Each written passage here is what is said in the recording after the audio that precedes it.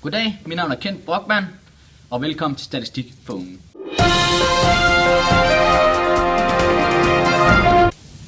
Har Danmark en god økonomi i forhold til andre EU-lande? I dag tager vi en kig på økonomien mellem Danmark og Sverige. Derfor har jeg inviteret 2 eksperter inden for området. Den ene er fra Sverige, Ludvig Primdahl, og den anden er fra Danmark, Niels Niller Nielsen. Tak, jeg er glad for at må komme. Tak.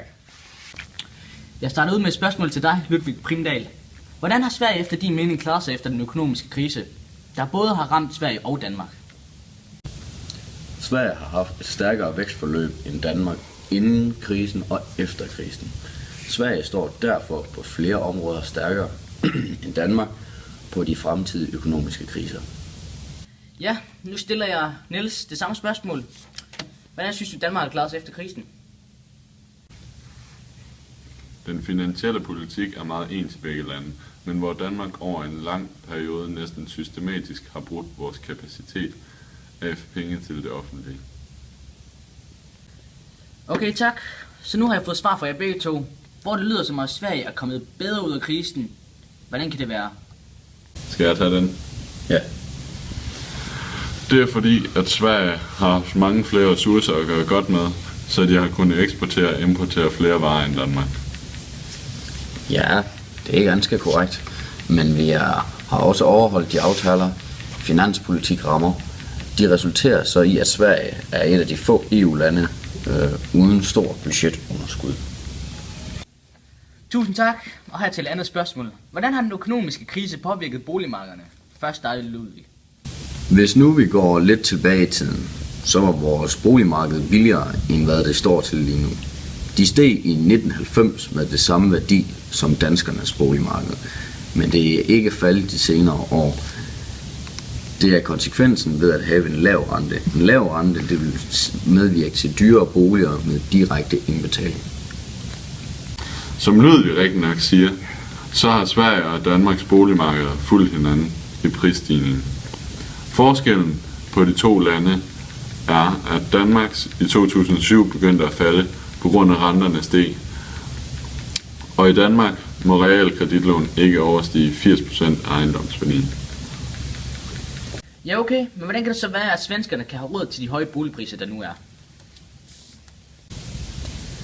Ja, det er fordi, at i Sverige må man låne helt op til 90% af ejendomsværdien. Det gør det nemmere for køberne at få råd til en god familiebolig, for ellers kan det være svært at finde en bolig med de høje priser.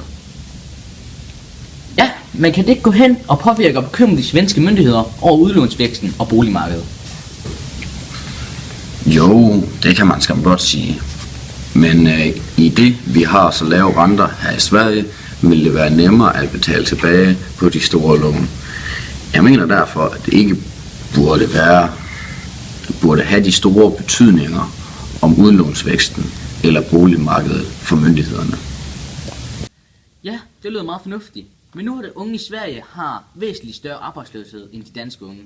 Vil det ikke resultere i, at de unge svensker ikke har råd til at flytte hjemmefra i en tidlig alder? Og hvordan kan det påvirke dem? Ja, arbejdsløsheden har gjort sådan, at de unge ikke har råd til at flytte hjemmefra i en tidlig alder. Men de lave renter hjælper på, at når de har fundet sig et arbejde, vil de have en bedre mulighed for at betale deres gæld tilbage. Til gengæld vil de dog nok ikke have råd til at have andre luksuriøse ting, såsom biler eller lignende. Hvad er din holdning til det, Niels? Ja, jeg synes, de skal udvide de unges jobvilkår, samt give dem flere jobmuligheder. Deres arbejdsplan skal også være mere fleksibel, så de kan studere ved siden af. Det tror jeg vil forbedre arbejdsløsheden for de unge i Sverige. Tusind tak til jer for, at I gad at svare på vores spørgsmål om unges økonomi. Følg med næste gang, når vi snakker om unges SU. Burde de få mere eller mindre? Fortsæt god aften.